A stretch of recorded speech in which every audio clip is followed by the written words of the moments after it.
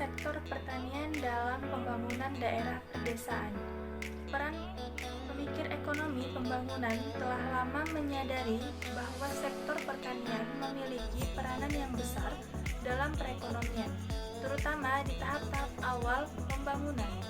Sektor pertanian yang tumbuh dan menghasilkan surplus yang besar merupakan prasyarat untuk memulai proses transformasi ekonomi. Pada awal transformasi ekonomi, pertanian berperan penting melalui beberapa cara. Sektor pertanian yang tumbuh cepat akan mampu meningkatkan pendapatan dan kesejahteraan penduduk di pedesaan, yang pada gilirannya dapat meningkatkan permintaan terhadap barang dan jasa yang dihasilkan oleh sektor non-pertanian, yang digunakan petani sebagai input usaha tani ataupun untuk investasi. Pertumbuhan sektor pertanian yang cepat terutama disebabkan oleh intensifikasi di subsektor tanaman pangan, yaitu dengan diadopsinya padi ataupun gandum varietas unggul, beserta pemanfaatan pupuk, pestisida, dan irigasi. Berbagai fakta percepatan pertumbuhan sektor pertanian yang mampu mendorong pertumbuhan sektor non-pertanian adalah A. Kebijakan yang lebih terbuka, di mana proyeksi yang berlebihan bagi sektor industri, terutama lewat nilai tukar, akan menghambat tumbuhnya pertanian dan menghambat terbangunnya industri yang kompetitif. B. Terbentuknya pasar kredit dan perbankan yang efisien. C. Terbangunnya infrastruktur pedesaan yang mencukupi dan berkualitas untuk menghubungkan daerah pedesaan dengan pasar output maupun input. D. Manfaat dari pertumbuhan sektor pertanian terdistribusi yang baik. Salah satu syarat untuk pertumbuhan sektor pertanian yang equitable adalah distribusi tanah beserta hak kepemilikan atau penguasaan yang lebih merata.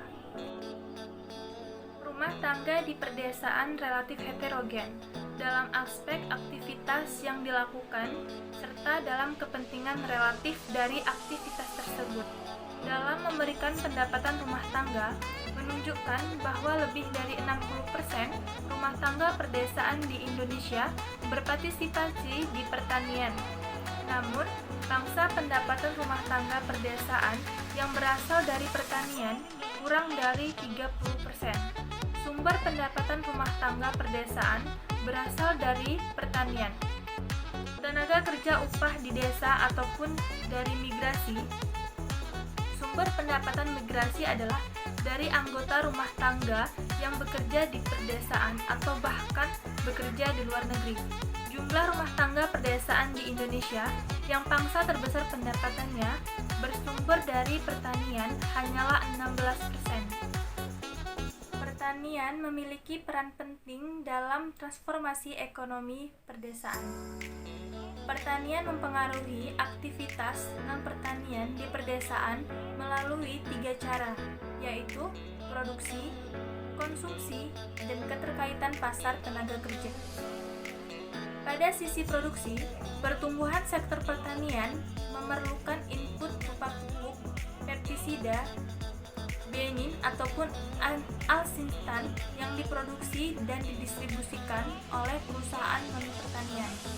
Sektor pertanian yang tumbuh mendorong semakin berkembangnya aktivitas-aktivitas di bagian hilirnya, yaitu dengan menyediakan bahan baku untuk diproses ataupun didistribusikan pada sisi konsumsi.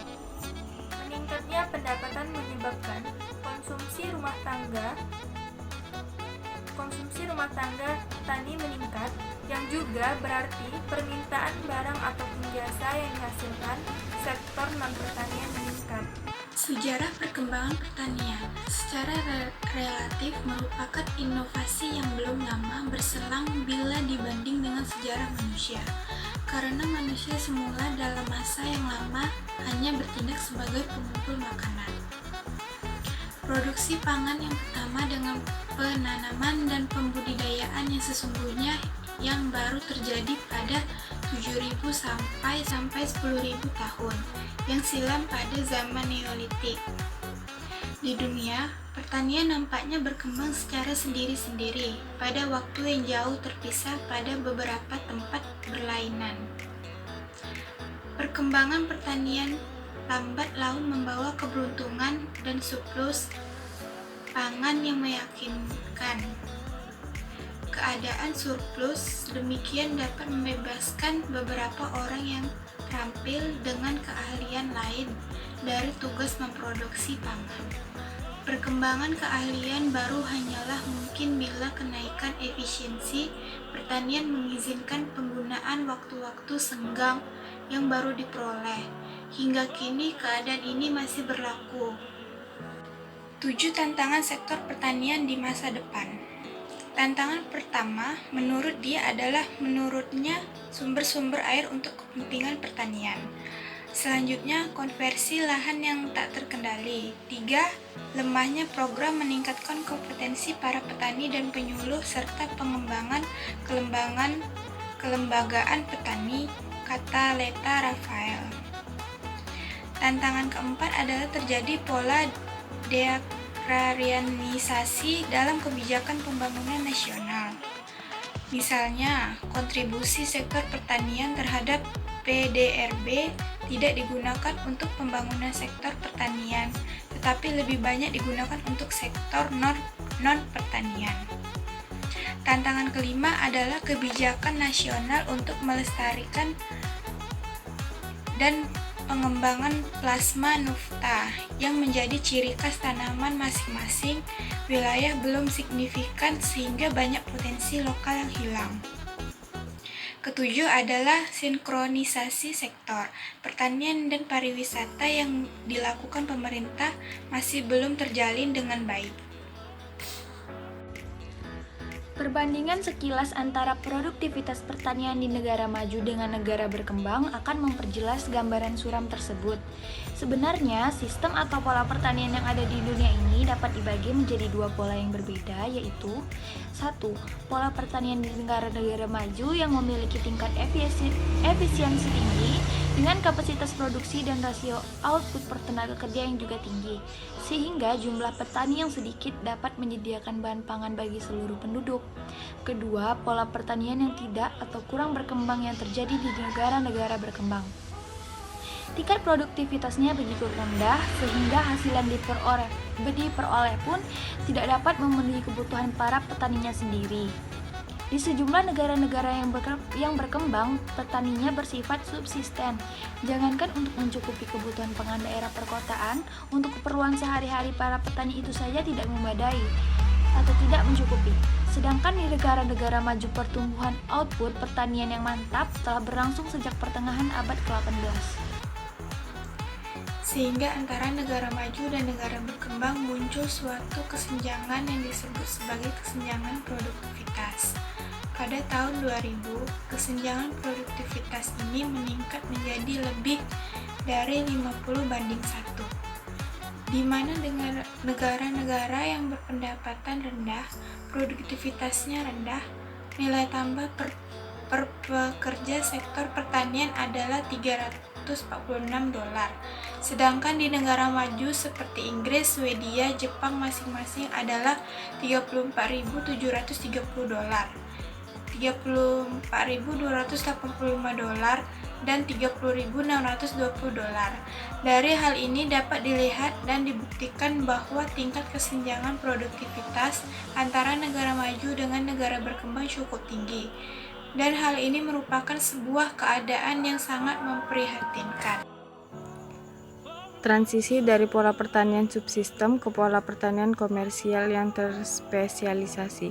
Terdapat 3 tahapan umum dalam evolusi produksi agrikultur. Tahapan pertama merupakan mumi, produktivitas rendah kebanyakan petani yang menghidupi dirinya sendiri atau subsisten. Hal ini masih dilakukan di Afrika. Tahapan kedua disebut beragam atau hortikultur keluarga, campuran atau mixed family agrikultur, di mana sebagian kecil hasil produksi digunakan sebagai konsumsi sendiri dan sebagian lagi dijual untuk kepada sektor komersil. Tahap ketiga mempresentasikan petani modern yang secara eksklusif terlibat dalam produktivitas tinggi spesialisasi agrikultur dalam pasar komersil. Strategi pembangunan pertanian dan pedesaan yang andal. Dari berbagai masalah dan akibat yang ditimbulkan, maka perlu dilakukan suatu tindakan untuk menyelamatkan tata perekonomian negara-negara tersebut. Negara yang harus dilakukan oleh pemerintah negara-negara tersebut adalah dengan memberikan perhatian bagi sektor pertanian yang bisa dijadikan sektor andalan bagi negara tersebut dan para penduduk yang sudah harus mulai mengelola lahan ini sebaik mungkin, sehingga diharapkan ada suatu ikatan yang baik antara pemerintah dan penduduk negara yang bersangkutan, di mana pemerintah memberi akses dan kemudahan dalam pengolahan lahan pertanian, baik itu akses pasar maupun kemudahan dalam berbagai bentuk seperti dalam penyediaan faktor produksi dan pendanaan untuk pengelolaan lahan pertanian, dan penduduk negara yang bersangkutan juga ikut mengelola pertanian dengan baik, serius, dan dilakukan dengan penuh tanggung jawab. Apabila tujuan utama pembangunan pertanian dan daerah pedesaan di negara-negara berkembang adalah untuk memperbaiki taraf hidup masyarakat di pedesaan melalui peningkatan pendapatan, total produksi atau output, dan produktivitas petani kecil, maka pertama-tama pemerintah negara-negara berkembang tersebut harus mengidentifikasi sumber-sumber pokok kemajuan petani dan kondisi-kondisi dasar yang sekitarnya akan mempengaruhi keberhasilan pencapaian tujuan utama, sehingga untuk menuju pertanian dan pedesaan yang andal perlu dipahami apa saja yang menjadi sumber kemajuan, syarat-syarat untuk maju, dan kebijakan pendukung yang perlu dilakukan. Yang pertama, sumber-sumber kemajuan pertanian berskala kecil. A. Kemajuan teknologi dan inovasi. B. Kemajuan ekonomi pemerintah yang cepat. Dan C. Kelembagaan sosial yang menunjang.